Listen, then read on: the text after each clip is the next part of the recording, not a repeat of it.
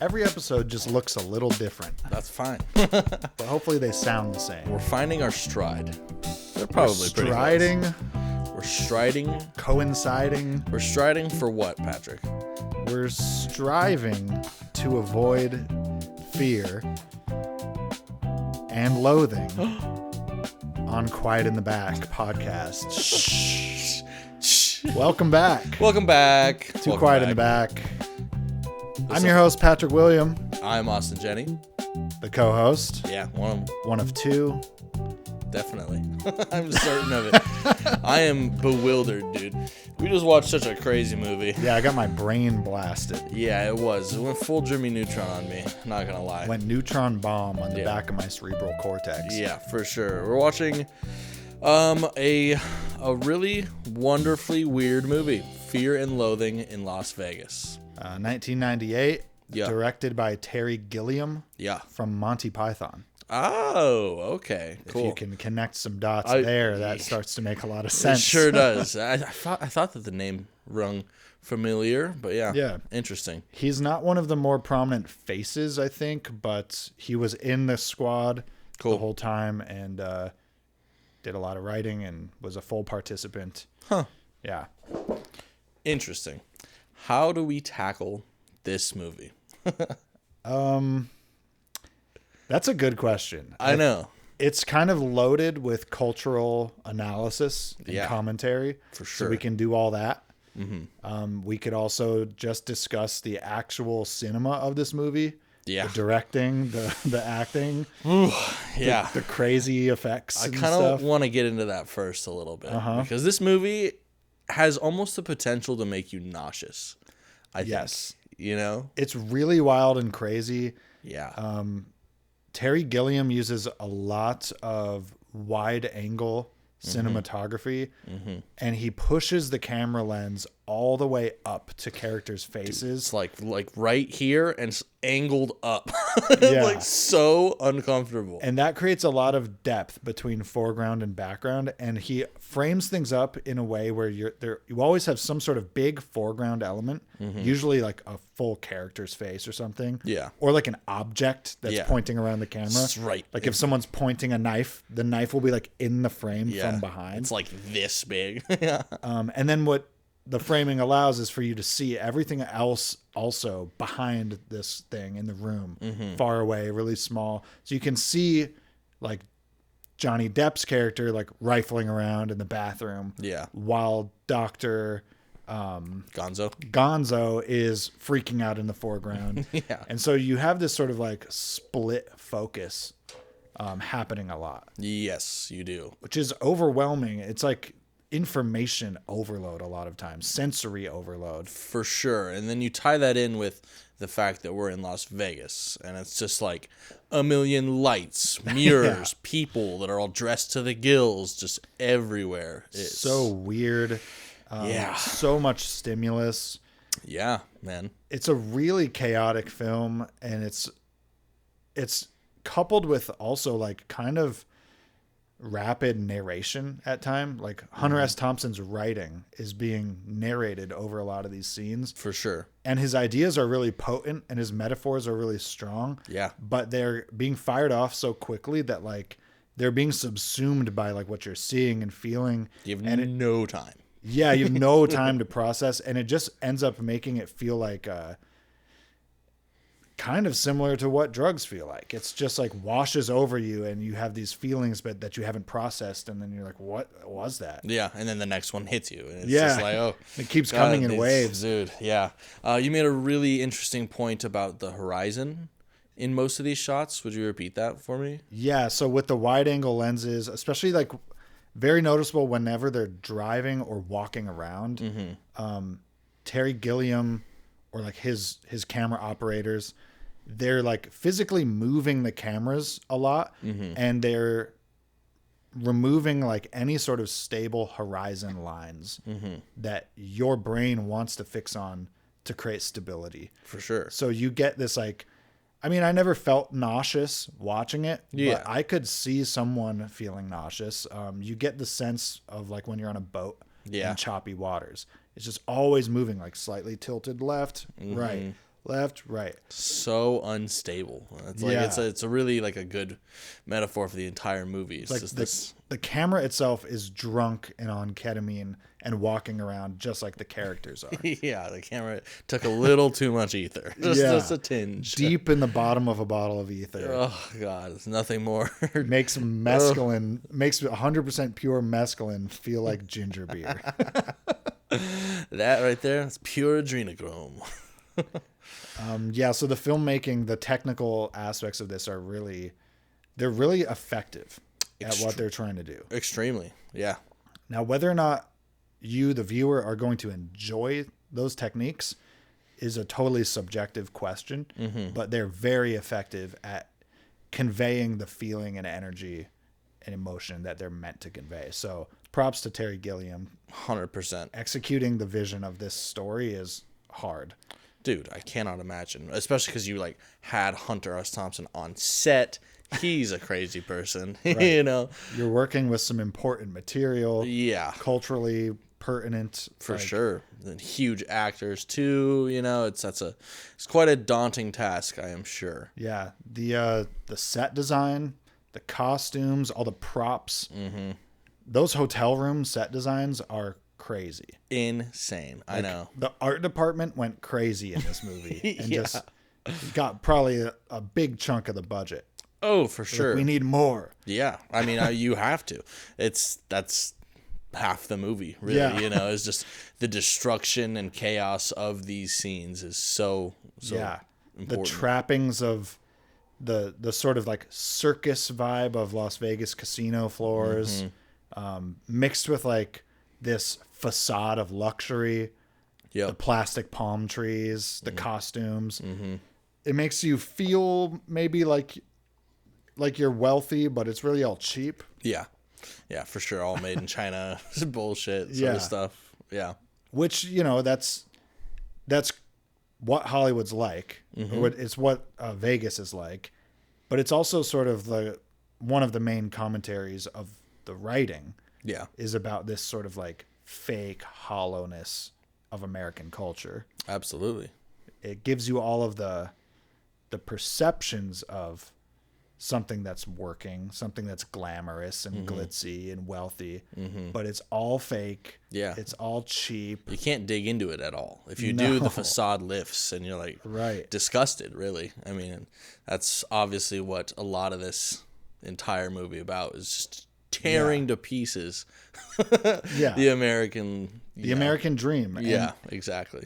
Okay, so I think there's like kind of, for me, what I got from it, there was like two big commentaries and sort of themes going on. Yeah.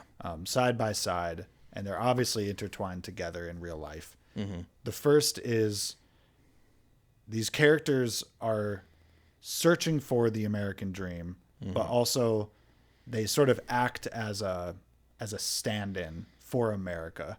Yeah. They're like embodiments of the failure of the American dream. Like they're looking for it, they're failing to find it, and life is hellish around them. them. Yeah. So there's like a whole bunch of American dream commentary. Yeah. And like American values. And then there's drug culture, 1960s counterculture commentary. And this film is pretty like scathing, I would say, of the failure of the 1960s counterculture. Yeah, I would agree with that. Yeah. I mean, it's scathing, but it's also like earnest, I feel like, in the way that I feel like you wish it would have succeeded, you know? And, of course. But he's pretty rough on it, as you say. Like he has this whole bit about Timothy Leary at the end. And there's a lot of quotes. I mean, this movie is full of amazing quotes. Insane. There's no way to say them all on the pod. You just have to read the book or watch the movie. It's like every scene has incredible quotes. Yeah. I highly recommend that you do both, honestly. Johnny Depp did also narrate the book, which is nice. Oh, nice. Yeah.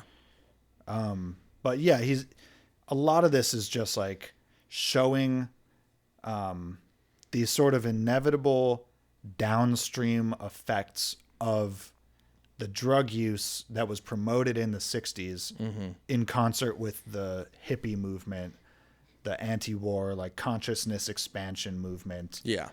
That came around with like marijuana and LSD that Timothy Leary was pushing so hard, and many others. Of course. But which ironically actually got started with the CIA. What was that project called? MK Ultra. MK Ultra.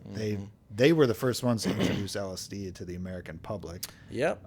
The author of One Flew Over the Cuckoo's Nest. What is his name? Oh, I cannot name it at the moment. Ooh, I gotta look him up. Yeah.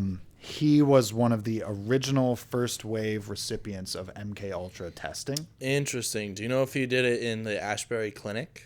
I don't know the location. So yeah, for those who don't know, the CIA ran the Haight-Ashbury Clinic in, I believe, either San Francisco or LA, one of the two. Well, Haight-Ashbury is San Francisco. Well, there we go. And yeah, they were just dosing people like crazy. Yeah. Just like studying them. So the author, his name is Ken Kesey. Okay.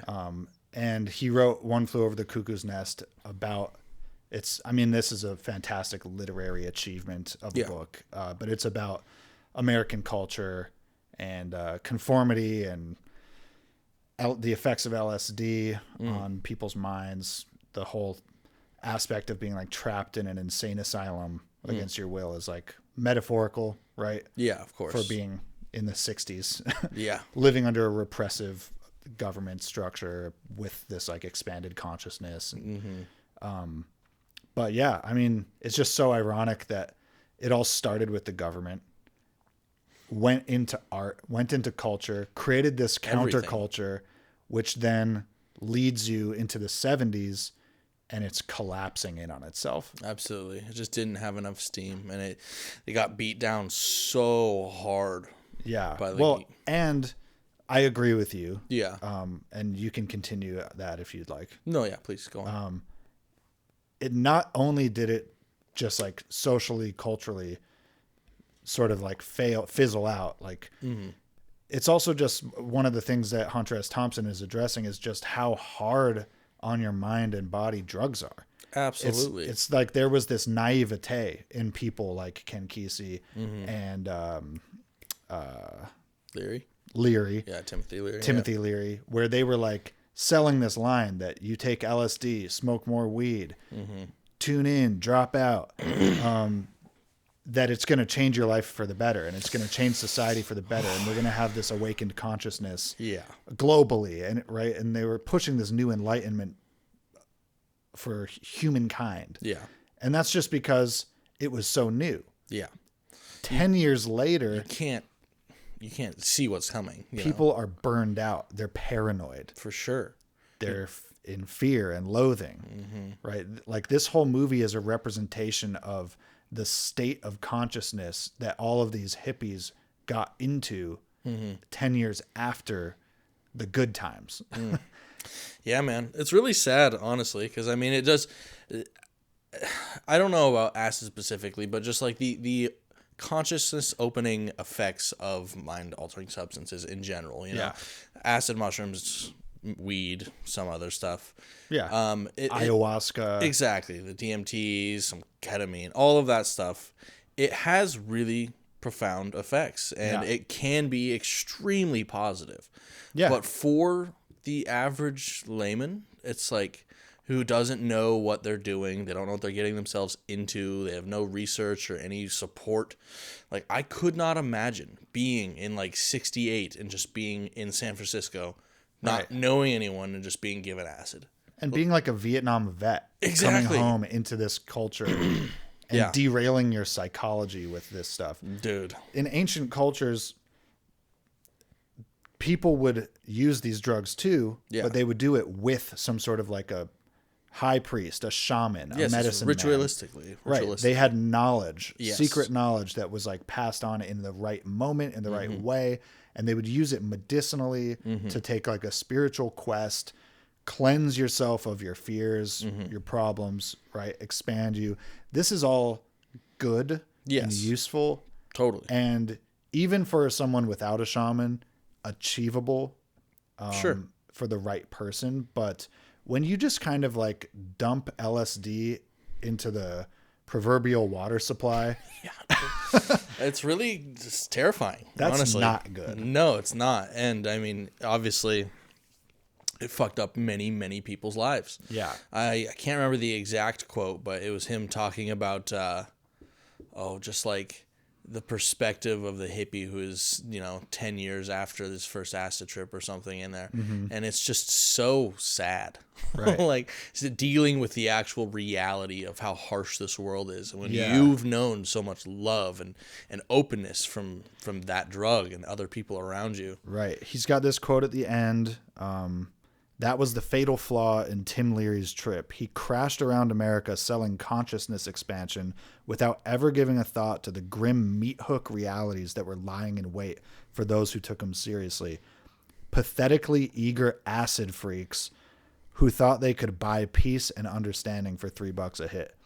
So these are not kind reflections on the hippie movement. No. By Hunter S. Thompson. These are like pretty scathing remarks. Not only about Tim Leary, but also about the people like buying it. Which isn't to say that Hunter S. Thompson wasn't participating. Well, exactly. He obviously was. He was, for sure, But he is like now at a later time doing all this reflection. He's like, geez, we were really ignorant and off the rails back then. Yeah. There's another quote that he says while waking up in a hangover state in a hotel room that's been trashed. I wrote it down. He says, terrible memories looming up out of the time fog. And then that goes in later to him talking about how he has no sympathy for the devil and you buy the ticket, you take the ride. Yeah. But the terrible memories looming up out of the time fog, I think that quote is bigger than just the hotel room in that scene. 100%. He's talking about the 60s. Yeah, definitely. He's talking about the whole movement. He's saying like, at the time we didn't know what we were doing, but it felt right and it felt good. Yeah, it felt like you were going to win. And now, he's like, there's this momentum to it. Our energy alone was going to save the world. We didn't need organization. Yeah, didn't need a military. Yeah. It was just peace. We had the vibes. And the truth is that now looking back on it in the 70s, it feels like gross. Yeah. Yeah, man. I mean, especially it's just like, I can't imagine how much true degenerate, horrible shit happened. How many people were taken advantage of during that time. For sure. I mean, it was definitely like a high level of like sexual abuse going on. Crazy amounts. Indoctrinations. I mean, you had a lot of cult activity. For sure. Yeah, absolutely. These things are directly related to the drug activity. Yeah. And to the sort of like rejection of sort of conventional, I don't know, like morality, institutional authority, like traditions and family structures, different attitudes towards drugs and sex. Like people were rejecting everything and embracing anything else. Yeah. And I'm not this, I'm not the type of person that's just like gonna blindly accept authority positions, like sure. But like, of course, there's a value to the sort of structure that conventional systems provide. Absolutely. And there's like a right way to address their failings. And then there's like a chaotic, crazy way abandonment to address. Way. Yeah.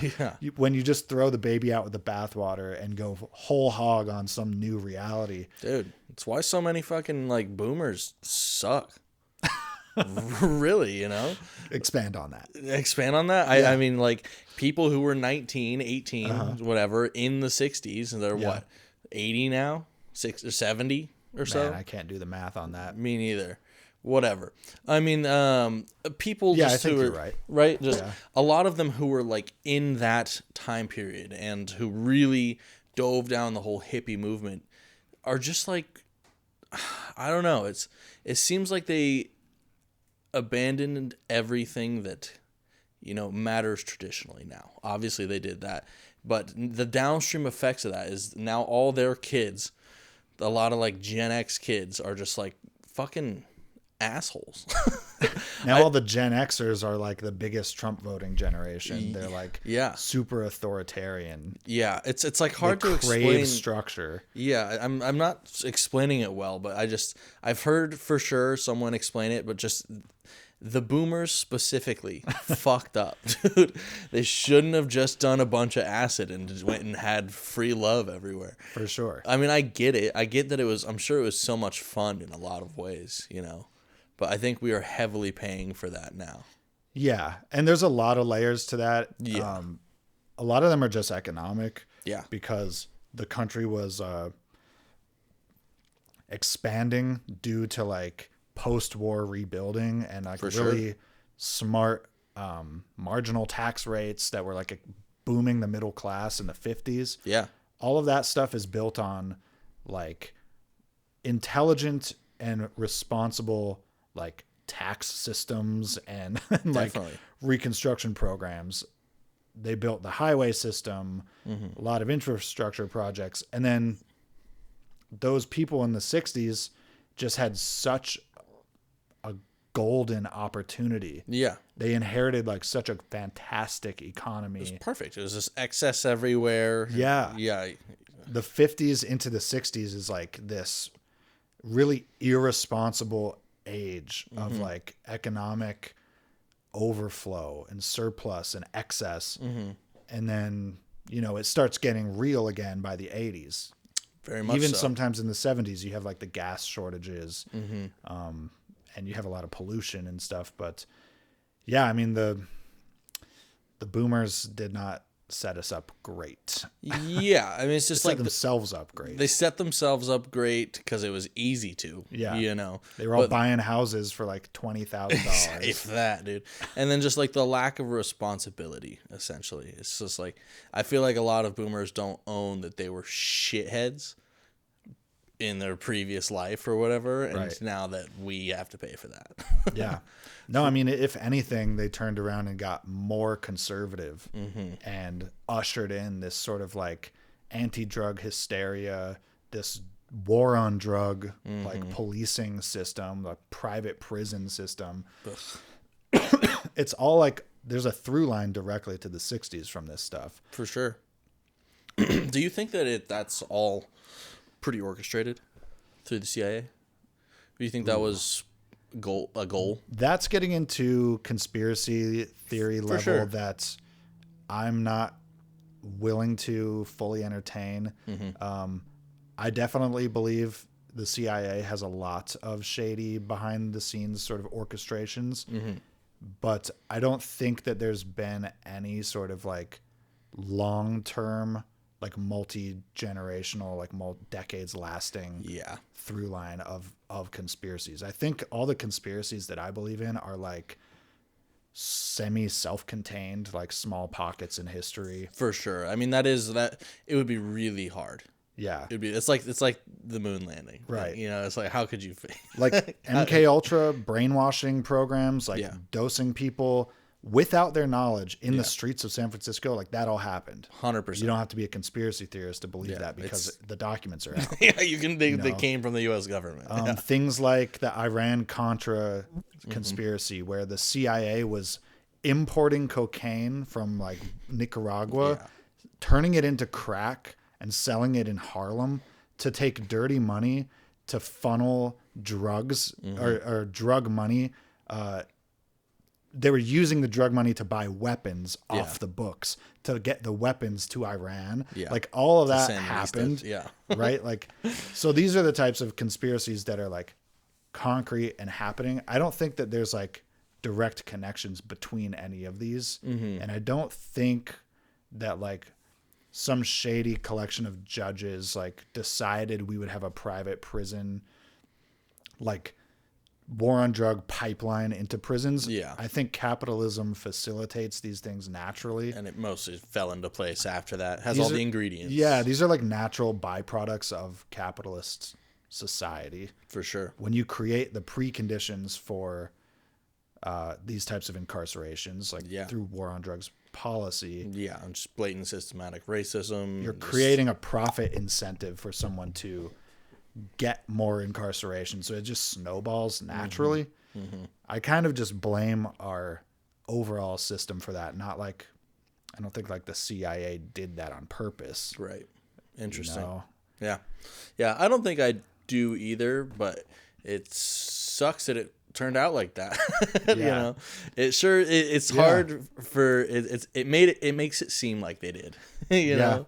I mean, and it's not helping that with like Project 2025 coming true and taking shape, which is a full-throated conspiracy by like the Heritage Foundation and these other sort of like conservative think tanks. These guys had a concrete plan. They wrote it into like a 100-point plan, 25 pages or whatever it was. 50% complete now. Yeah. And like, that's obviously a conspiracy. It's just that they've fully admitted it at this point and they're out in the public about it.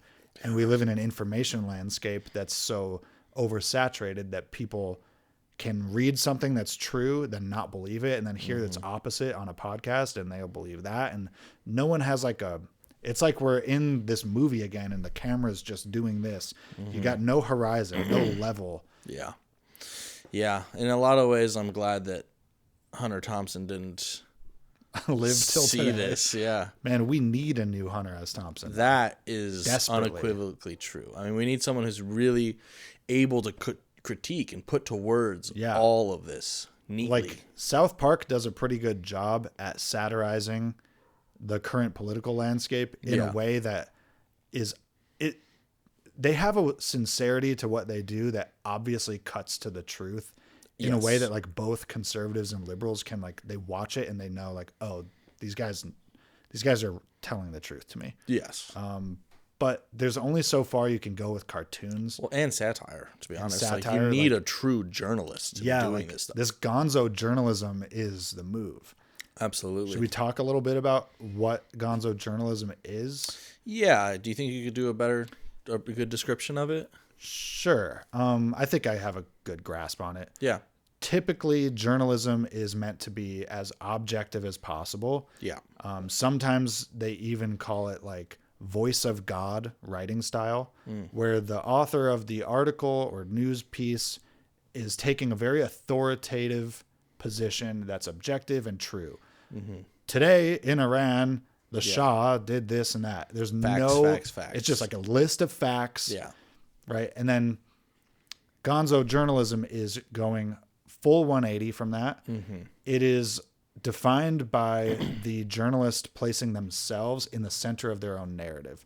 So they are writing a story and they're in the story, and what they're presenting to the viewer is a highly subjective, experiential tale of the subject matter. That sometimes even includes fiction, straight fiction. In Hunter S. Thompson's case, specifically, he was using his own. So he has two components to what he did, fiction and journalism. And he liked to blur the lines, but he has a whole career as a journalist that was nonfiction. 100%.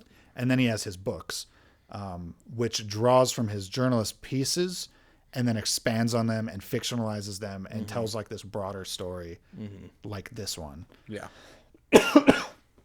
But the through line for all of it is that the journalist is always placed into the center of the narrative. It becomes a telling of the person's story, not just the story. So Hunter S. Thompson is telling you his story at the motorcycle races. Yeah. Covering them. He's not just covering them. Yeah. Right. And that totally changes what you can do in terms of conveying a message. Right. So it opens up the story to allow for social commentary, critique, in a way that like traditional journalists are really not supposed to do. That's sort of sanctimonious. Yeah. It's interesting. Do you think that he's one of like the pioneers, would you say, in that? I think he's famous for that. Yeah. Yeah. I would agree with that. He's most well known, at least in my ever periphery. Yeah.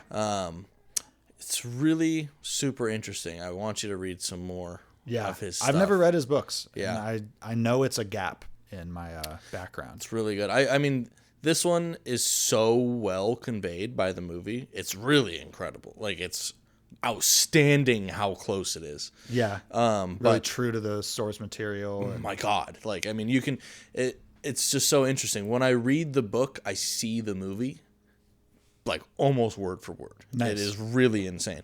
But I highly recommend you read Hell's Angels. Okay. That's what he broke out on. Okay. In, I believe, 60-something, 66 or something. He spent a few months traveling with the Hell's Angels. Cool. And got to like really involve himself and know them. And it is horrifying and really, really interesting. But that, and then when he covers, I think it's Fear and Loathing on the Campaign Trail, is when he covers the Nixon election. Okay. So crazy interesting. Wow. I gotta get into so much that happens into it, and he just like he does involves himself in so many ways. Right. He I don't know if you know, but I think it's whoever Nixon was running against or someone else in the next presidential election. He made up this rumor that that the candidate had like gotten high on ibogaine, which is not true, and like popularized even the thought of ibogaine in the consciousness of the public. What even is that? Ibogaine is a really strange hallucinogen that it's so weird. It's being studied right now for all sorts of stuff. Essentially, it is like very, very medicinal hallucinogen. Okay. It is basically only for that. It's been used down in South America in different, like, it's similar to ayahuasca, but this one specifically, it has like a 95% like heroin curing rate. Addiction. Wow. It doesn't make sense. That's incredible. It's crazy. Yeah. It's like So the big heroin industry is coming after it. For real. Like I want to try it to stop using nicotine. Yeah. Yeah. Like apparently get you a shaman though. Dude, I would go down for sure to do it right. But yeah, he made up this story that one of the presidential candidates did ibogaine. It got ibogaine put on the controlled substance list. That story did, and lost the dude the election. Like, you're saying Hunter Thompson did this? Yes, 100%. So he got Nixon elected. I don't think it was the Nixon election. He would hate that. Yeah, I think it was the one right after Nixon or something like that. Yeah, but nonetheless, freaking crazy. It's so wild to involve yourself so heavily in politics like that as a journalist. Well, it's a very interesting sort of spin on it. I remember when I was in college taking a course on like the philosophy of science, and you look at like sort of all of the assumptions that the scientific method makes. Yeah. And originally it was always striving for objectivity, just like journalism. Yeah. And the idea is that like numbers, data, experimentation has no bias. Yeah, just follow the method. That was just sort of like Enlightenment era thinking on science. But in the postmodern era, the one in which we live, there's this understanding in philosophy of science circles that the scientist is always bringing their bias. Of course. Even in so far as just choosing what to experiment on. Yeah. That's a bias. How you interpret the data itself is a bias. So it's actually much more effective for the scientific community as a whole to do science subjectively, where the scientist admits their bias at the beginning of the paper, right? Yeah. Acknowledge your desired outcome, acknowledge your biases going into this. And then if the idea is that if every scientist did that, when you peer review and everyone checks off each other's work, you actually have a much higher chance of catching failures and catching inconsistencies. That's really interesting. Everyone doesn't have the same bias. So if you have a bias towards masculine things and I have a bias towards feminine things, then when I check off on your work, I might see things differently. Definitely. One of the classic examples was like studying sperm and eggs in the fertilization process. Everybody sort of viewed the egg as a passive receiver of sperm. And they characterized sperm as active participants, like swimming up the vaginal canal, seeking out the egg. The reality is, like decades later, eggs themselves are like emitting out chemical For sure. like information, and they're like calling in the sperm, and then they're actively like rejecting some of them, choosing. So like the egg is just as active as the sperm. Absolutely. But the scientists in these initial studies like never drew those conclusions. Yeah. They weren't even looking for that as a possibility. No, because they were just men interested Yeah. in being like, they the were all sperm male. does this. Yeah, they were all male. Yeah. And they didn't know any better. Yeah. And they weren't admitting any biases because they were operating in this like objectivity realm. So it took like so long. It took until like the 70s for people to like notice this stuff and be like, wait a second, there's like a lot more going on here That's than crazy. these people from the 30s like were telling us. Huh. That's wild. This exact same thing is true of journalism. There's no such thing as objectivity. No. You choose what story you want to cover. Right. Boom. You Bias. choose what's valuable Yeah. to be reported on. Yeah. You choose what tone to use when reporting on it. Yeah. You choose the language, right? You choose the conclusions. Investigative reporting is one of the most like subjective trades you can participate in. Yeah. You're seeking out something because you think it's important. The world needs to know this because I think they need to know it, right? Yeah. So just like own that. This is like the best example. It's like the farthest extreme you can go. Like you're not just being subjective in the telling. You like are the story. Yeah. I really like what Andrew Callahan with Channel 5, his take on all of that. Has he expressed one? Just the way that he approaches it. I mean, Yeah. he's pretty objective in a lot of stances, but still in the background, he obviously through his editing, all of that stuff, gives credence to like a pretty leftist view, you know. Right. But he still gives everyone the chance to talk, all of that sort of stuff. Yeah, I totally agree. I've seen him in interviews like acknowledge up front, like, I'm pretty much a leftist. I have these biases, so I see it this way. How do you respond to that while interviewing like more right-wing people? Like, he's not trying to be Walter Cronkite. No. He's trying to be a leftist journalist. Yeah. I wish more people would own their shit like that. Yeah. I feel like it would just genuinely benefit everyone. For sure. And our double problem is not only that journalists, like independent journalists, don't tend to want to own their shit, but all the corporate legacy media is actually like actively hiding their shit. For sure. Yeah. You know, they're all like, at this point, maybe this wasn't true 10, 15 years ago when we were growing up, but at this point, like all the major news outlets, whether they used to be left-leaning or not, they're all owned by conservative billionaires. CNN, NBC, like, you see fucking Barry Weiss is now in charge of fucking, Yes. oh my it's God, yeah, dude. it's insanity. That's so fucked. So like the entire like 90% of the like media landscape right now is controlled by conservative billionaires. And so all the talking points, like the Overton window that we talked about before, has shifted so far to the right in these mainstream discussions. Yeah. They just like sane wash Trump all the time.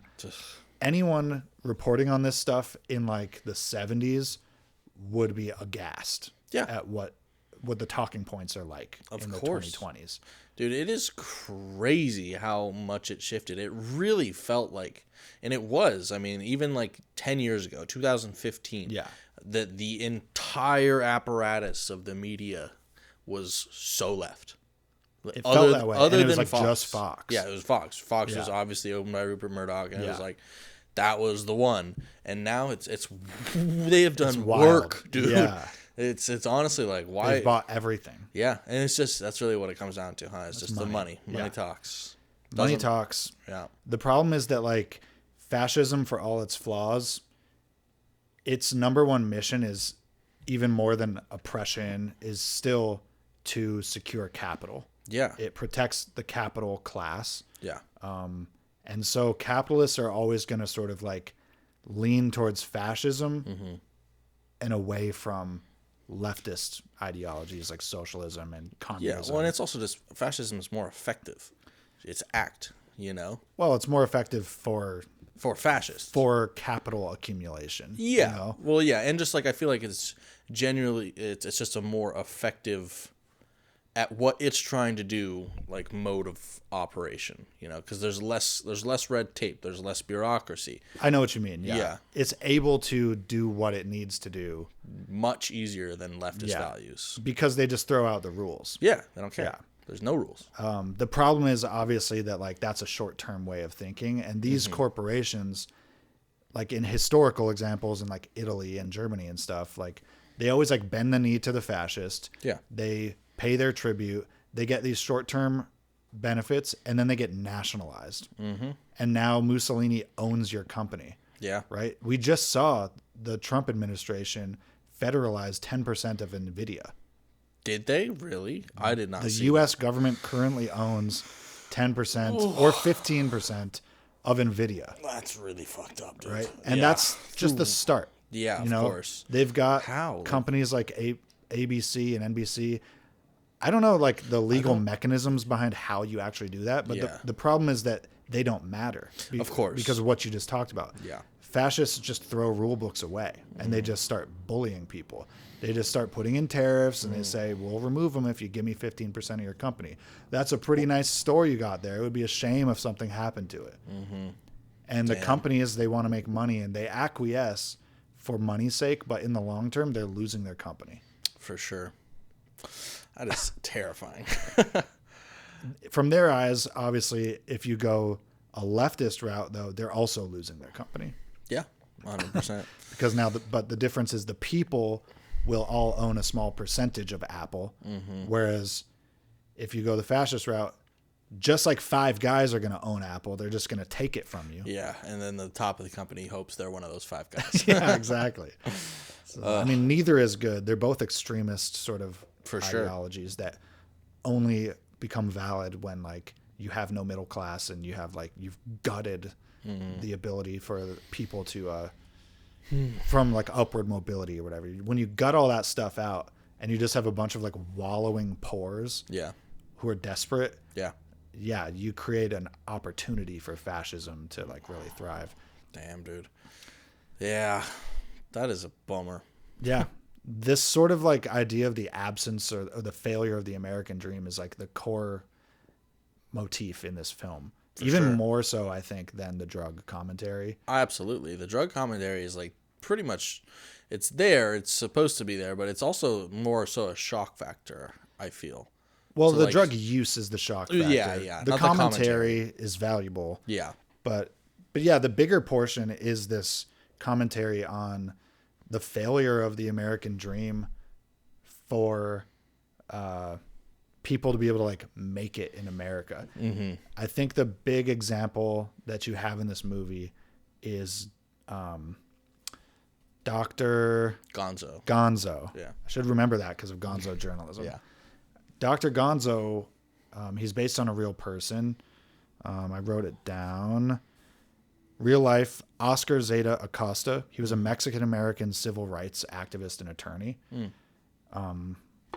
But he, as a Mexican-American, he exists outside of the sort of like white power structure Yeah. that facilitates your success in a time like the 50s and 60s. For sure. His character is like psychotic, chaotic, full of like rage. So he's like fighting people. And I think he's supposed to represent the sort of like frustration of the Chicano culture, trying to like break into the American mainstream and just finding it to be impossible. Yeah. They have like no place here. Yeah. I mean, it's structurally impossible. Right. You know? And that's one segment of America, but I think it's being used as a symbol in this film to represent the same frustrations that now many people are feeling going into the 70s. For sure. Where it's like, well, my parents were able to do this. Why are we, as a nation, why are we out of gas now? Yeah. And I have to wait in a line for 5 hours to fill up my Bronco. And I'm like, there's no one helping me with my health care after Vietnam. Yeah. Like there's all these like systemic inadequacies that are like cropping up after so much success, and people are so bitter. They sure are. It's really wild to see that just continued so heavily. Yes, it's only been exacerbated. it's weird. We go through these like booms and busts. Yeah. Capitalism really like facilitates those. It's like these big swings. Yeah. Where like in the 90s we had another boom, like a tech boom, an internet boom. Yeah.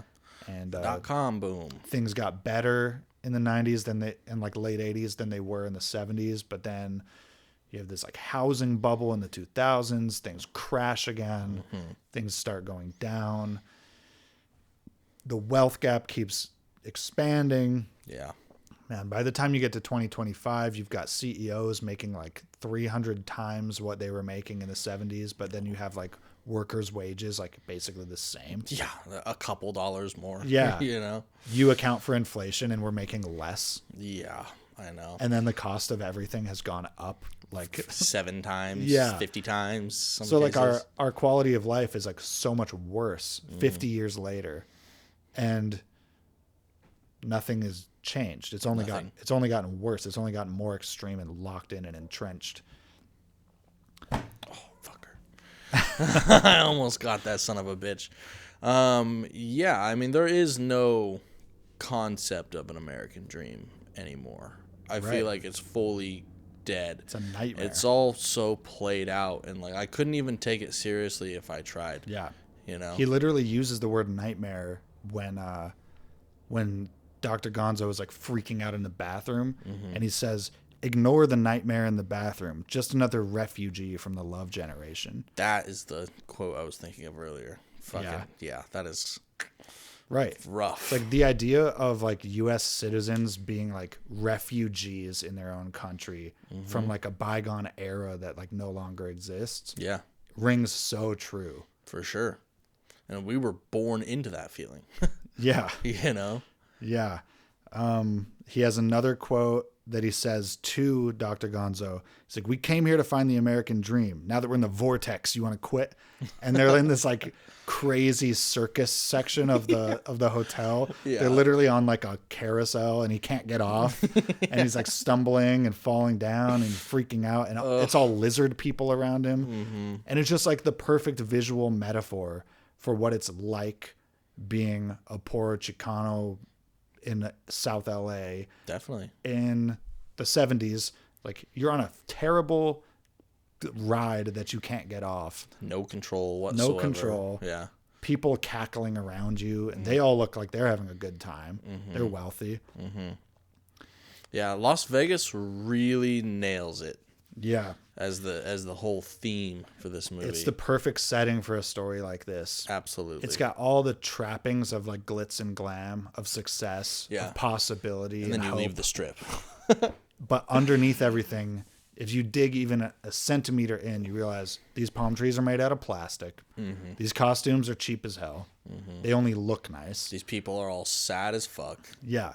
Yeah. No one's actually winning money. Most people here are losing money. For sure. And they're all drowning their losses in drink and drugs. It's gross. It's a really gross place overall. It is. Have you been? I've been there, and I don't like it. Yeah. Never been. The whole strip is like corporate owned, so all the hotels have deals with like multinational chains or whatever. So like they're all owned by like 3 companies. So you walk around, and if you want coffee, it's only Starbucks everywhere. And it's probably like $15 a cup or something like that, huh? Like you're not allowed to open a non-Starbucks coffee on the strip because they have like this deal. That's true. That's just one example. It's true across all segments. All the food is from the same like national chains. It's just like the Hell's Kitchen.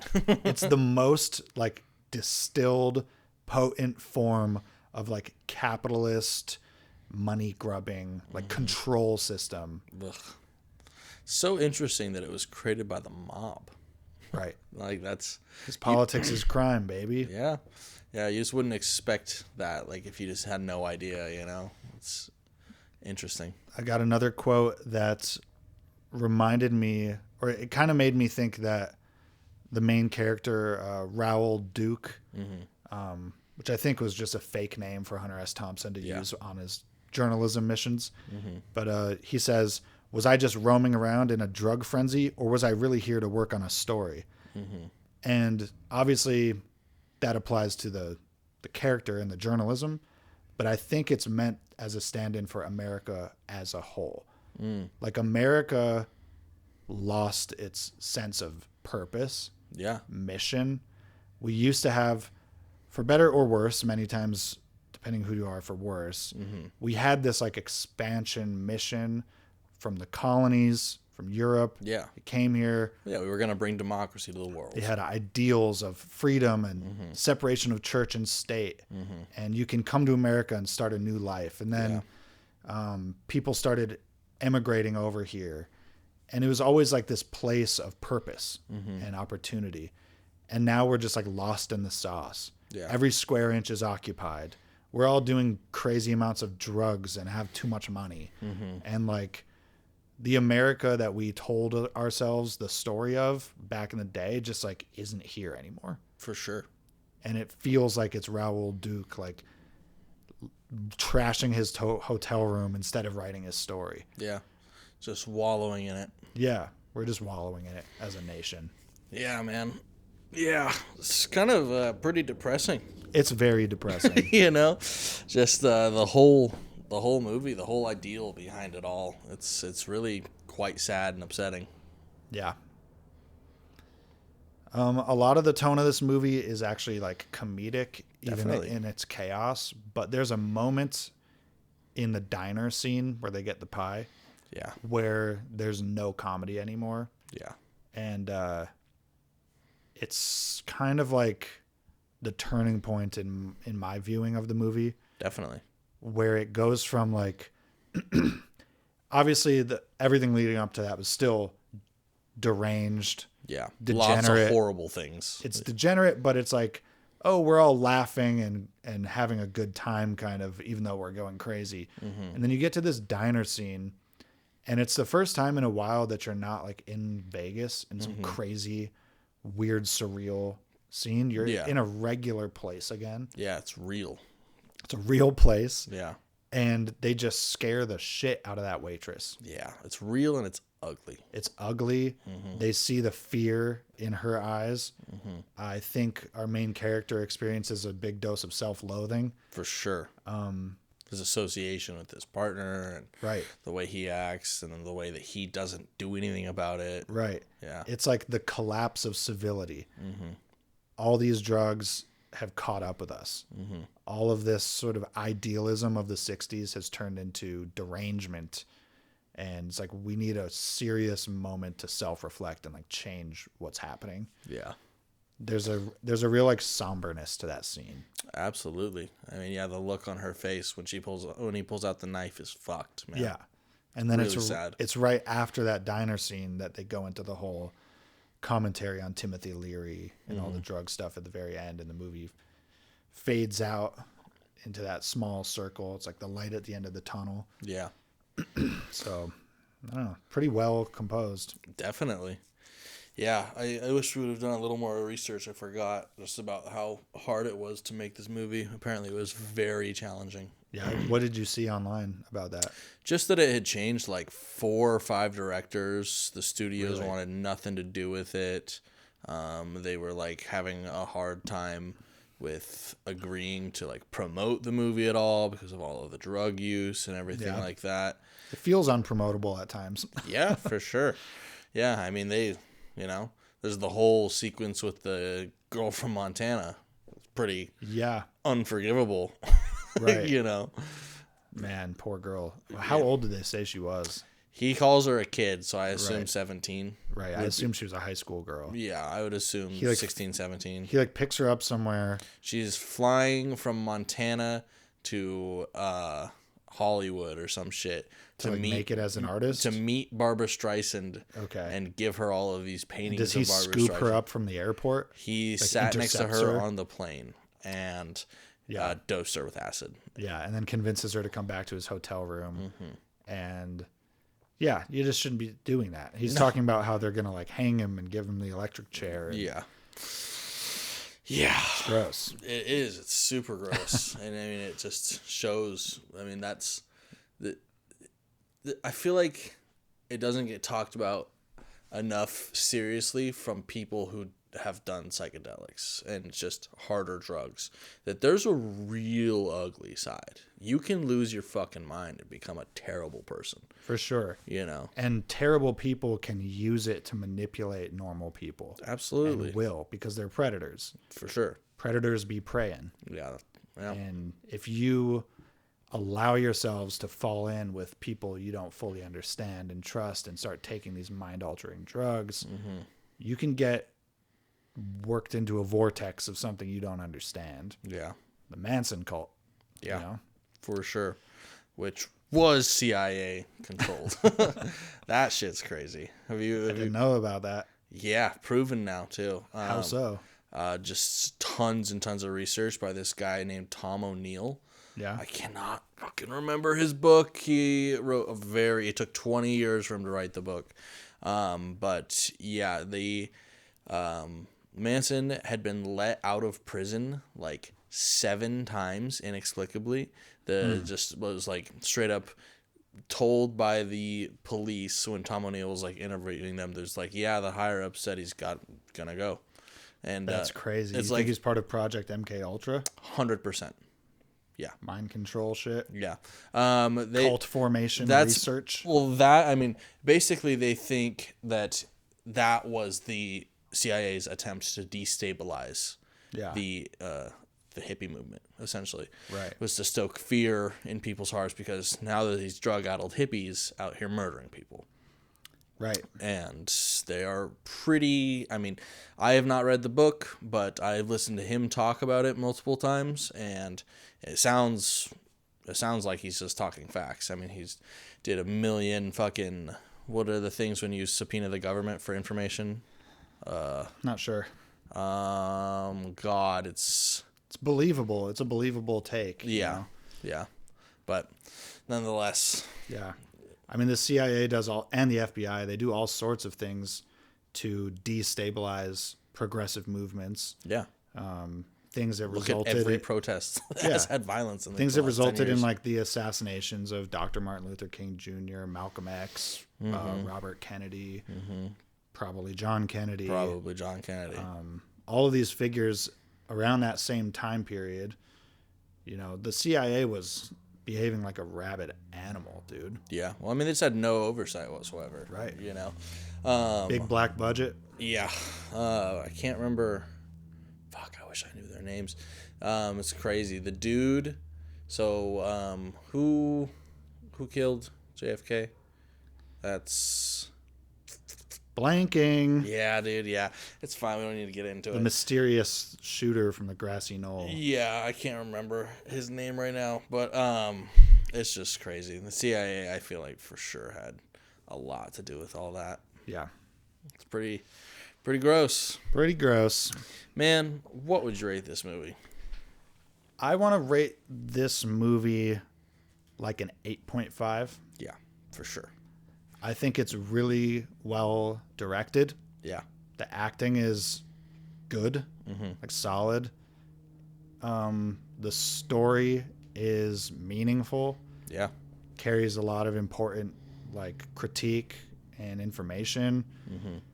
But I think that like they do spend an overindulgent amount of time in the chaos, which is mostly just kind of like shock porn type of stuff, just like to an extent. Those chaotic drug binging scenes, just they last a very long time. Yeah. And the longer they last doesn't make them more impactful or like convey more meaning. No, if anything, it kind of takes away from the meaning. It turns it a little bit into a slog. Yeah. So for sure. I would knock it sort of a point for that. Yeah.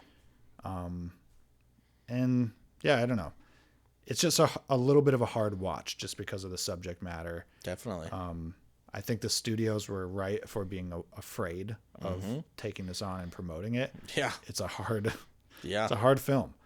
I think it's an important film, but it's not necessarily what I would call like a pleasurable watch. No, especially as I've grown up a little bit. I mean, the first time I saw this, I was, 14, 15, Yeah. and like high out of my mind. And I just was like, whoa, this is crazy. There's so many drugs in that suitcase. Exactly. It's like you're learning all sorts of new words like for ether sure. and Yeah, exactly. And I was mescaline. just blown away by it all. But watching it again, it's really quite a sad movie. And it left me really unsettled. I mean, it's a kind of similar arc to what the characters are feeling about from the 60s to the 70s. Very much so. You've grown up. I did a bit. Only the terrible memories are looming up out of the fog. Yeah, no kidding, man. Yeah, I mean, I think it's a good movie. I recommend it. Everyone should watch it. For sure. Hunter S. Thompson's writing is incredible. Yeah, absolutely. It gives a really strong viewpoint into the 60s and 70s, the counterculture movement, drug culture. Yeah. Great movie. Yeah.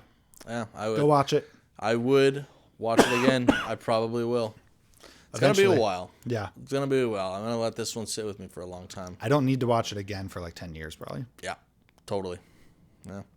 All right. Well, thanks for coming through this kind of sad slog with us. Deep talks on Quiet in the Back. That's right. But if you got anything out of that, please give us 5 stars on Spotify, Apple Music. Yeah. Like, subscribe on YouTube. Share with family and friends. Give us a commentary. What do you think the CIA is responsible for? Yeah. Whose fault is 2025? List them. Put them on the list. Put them on blast. Release the list. Yeah. My God. Release all lists. Yes. I want to know every list. Anyone with a list, drop that in the comments. Oh, can you imagine that someone drops the actual Epstein list in our video? Breaking news. Quiet in the Back. No one would ever know.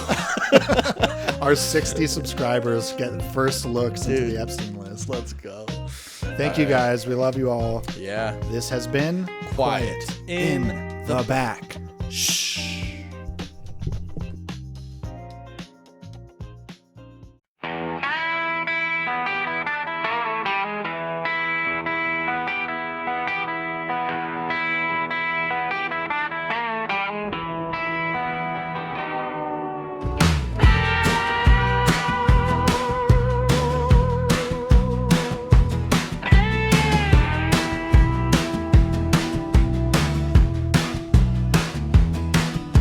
Rolling down a highway with a trunk full of 2 bags of grass,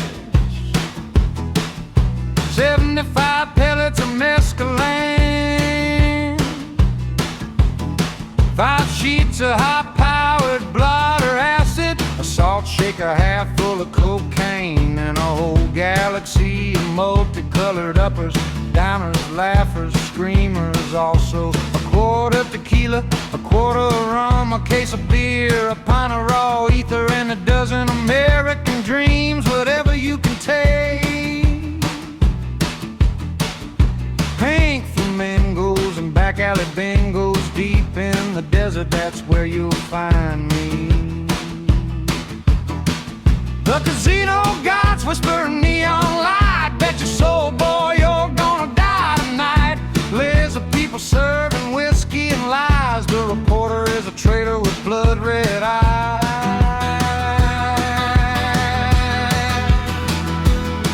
Oh, fear and loathing, the American dream. Going out west where they appreciate me. I'm gonna drive all night, get some speed. Going out west where they'll appreciate me.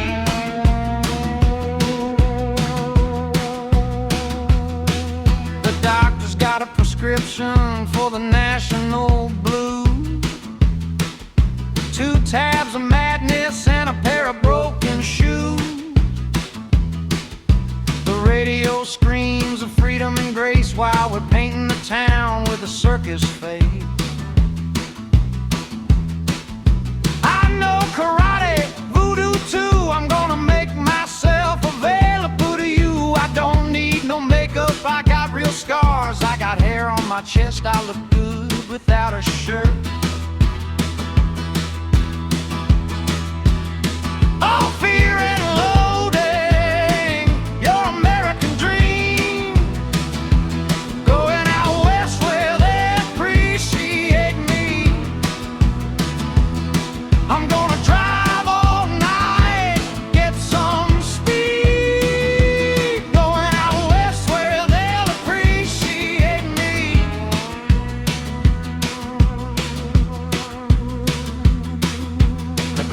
got broken hands, the times are all wrong.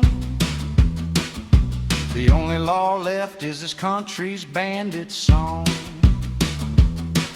The stars in the sky are just bullet holes, and American dreams a slot machine sold.